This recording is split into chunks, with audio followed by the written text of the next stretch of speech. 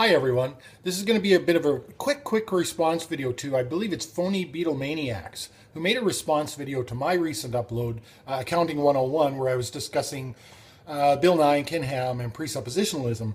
And I have to say, first of all, thank you very much for making a response video. This is what discourse looks like, and I'm tickled pink that you took the time to make a response video, and I thank you, so much for doing that. And what I owe you an apology, obviously, and I owe probably every presuppositionalist who doesn't behave in the manner that I was describing in the video an apology.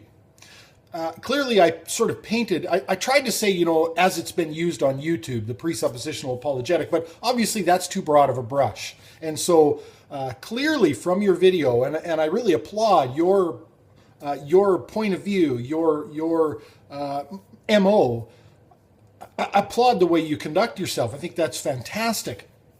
And so, again, I apologize for painting everyone with such a broad brush. I think from now on, I'm going to use the term rabid presuppositionalist when I'm discussing the other, the type that I because I am going to make a couple of more videos. I'm hoping to end this presuppositional stuff soon, but I've got a couple of more videos that I want to make on the subject, and I've purposely avoided the term psi-clone, but that's really who I'm referring to, is what has been popularly referred to as psi-clones. The psi-clone version of presuppositionalist is who I'm referring to. I'm going to, for my own purposes, call them rabid presuppositionalists because they kind of take that particular aggressive stance with their apologetic. I'm just going to call them rabid, and you are not in that group, Phoneybeetlemaniacxs, and anyone else who conducts themselves in the way that you do. I really applaud that. I can't remember all of your video, because you sort of did the start and stop with my material and then answered each question. And there were a great many of areas where we actually agreed. First of all, don't feel bad about using any of my content in the future. So if you want to play my video as well, not just the audio, feel free to do that. A couple of the points that we did differ on, I could have clarified a little bit more when it came to the discussion of falsely up-thumbing your own comment from multiple sock accounts. This was from a specific incident, and there was also some deceptive practices that I didn't mention of deleting other people's comments in response to the person who was also falsely up-thumbing his own comment. And of course, this wasn't, it was deceptive. I'm just going to say that. And of course, we all know that there's deception that people engage in, whether atheist or theist alike.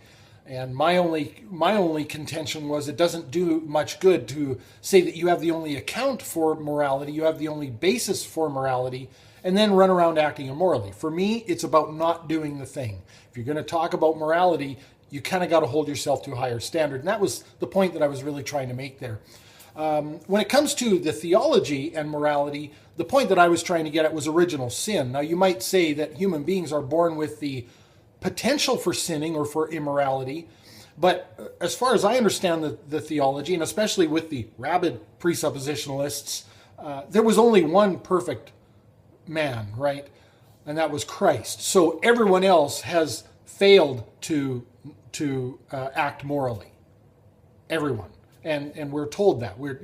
The Calvinists would say total depravity, that we are born as sinful beings. We are Adamic in nature. Adam sinned, therefore we're going to sin.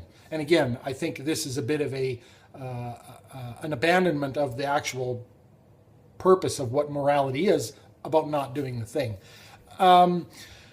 Most of the points that I made, you said, well, that's not me. I'm not like that. And again, I applaud you for that. I think that's fantastic. I would disagree with you on a couple of smaller points about morality, about it being meaningless in my worldview. But the beauty of that is, it sounds like you and I could actually have a discussion about that.